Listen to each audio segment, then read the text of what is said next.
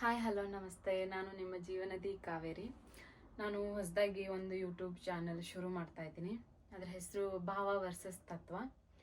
ಈ ಚಾನಲ್ ಯಾಕೆ ಶುರು ಮಾಡ್ತಾ ಇದ್ದೀನಿ ಅಂತ ಅಂದರೆ, ಅದಕ್ಕೊಂದು ಚಿಕ್ಕ ಕತೆ ಹೇಳ್ತೀನಿ.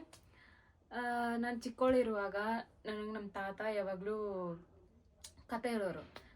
ನಾನು ಊಟ ಮಾಡಬೇಕಾಗ್ಲಿ ಇಲ್ಲ ಮಲ್ಕೋಕ್ಕಿಂತ ಮುಂಚೆ ಆಗಲಿ ತಾತ ಕತೆ ಹೇಳು ಅಂತ ಅವ್ರಿಗೆ ತುಂಬ ಪೀಡಿಸಿ ಕತೆ ಒಂದಿಷ್ಟು ಕತೆಗಳನ್ನೇ ರಿಪೀಟ್ ಮಾಡಿ ಮಾಡಿ ಮಾಡಿ ಕೇಳಿ ಆದ್ರೂ ನಾನು ಊಟ ಮಾಡ್ತಿದ್ದೆ, ನಿದ್ದೆ ಮಾಡ್ತಾ ಇದ್ದೆ.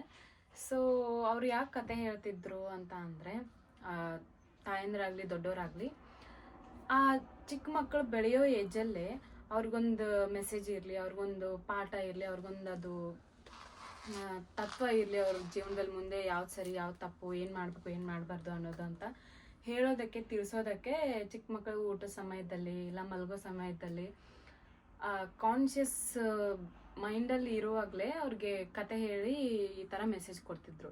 ಬಟ್ ಇವಾಗಿನ ಕಾಲದಲ್ಲಿ ನಾನು ಅದನ್ನ ಎಲ್ಲೂ ನೋಡ್ತಾ ಇಲ್ಲ. ಎಲ್ಲ ತಾಯಂದಿರು ಬರೀ ಮೊಬೈಲ್ ಕೊಡ್ತಾರೆ, ಕಾರ್ಟೂನ್ ಚಾನಲ್ ಹಾಕ್ಕೊಡ್ತಾರೆ.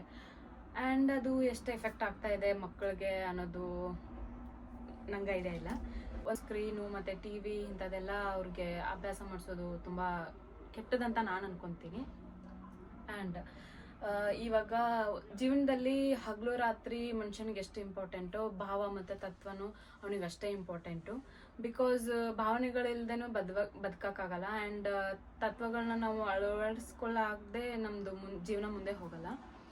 ಸೊ ಇದೆರಡು ಮಿಶ್ರಣದಲ್ಲಿ ನಾನು ಹೊಸ ಕತೆಗಳನ್ನ ತರೋ ಪ್ರಯತ್ನದಲ್ಲಿದ್ದೀನಿ. ಆ್ಯಂಡ್ ಈ ಕತೆಗಳಿಂದ ನಿಮ್ಗೆ ಎಷ್ಟೋ ಮೆಸೇಜ್ ಸಿಗ್ಬೋದು ಆ್ಯಂಡ್ ಎಷ್ಟೋ ತತ್ವಗಳು ಸಿಗ್ಬೋದು. ಆ್ಯಂಡ್ ಈ ಚಾನಲ್ದು ಉದ್ದೇಶ ಏನು ಅಂತ ಅಂದರೆ, ಎಷ್ಟೋ ಜನ ಅವ್ರ ಭಾವನೆಗಳನ್ನ ಹೊರಗೆ ಹಾಕಲ್ದೆ ಮೆಂಟಲಿ ಸಫರ್ ಆಗಿ ಅದೊಂದು ಅವ್ರಿಗೆ ಟ್ರಾಮಾ ಆಗಿ ತುಂಬ ಕೊರಗ್ತಾ ಇರ್ತಾರೆ, ಸಫರ್ ಆಗ್ತಾ ಇರ್ತಾರೆ, ಹಾಗೂ ಹೇಳ್ಕೊಳಕ್ಕಾಗ್ತಾ ಇರಲ್ಲ.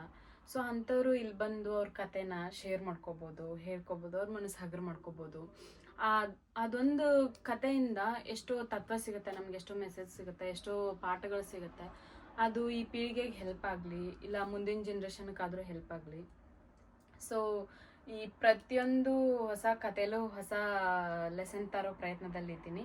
ಸೊ ಪ್ಲೀಸ್ ಸಬ್ಸ್ಕ್ರೈಬ್ ಮಾಡಿ, ಶೇರ್ ಮಾಡಿ, ಕಮೆಂಟ್ ಮಾಡಿ, ಲೈಕ್ ಮಾಡಿ. Thank you. ಧನ್ಯವಾದ.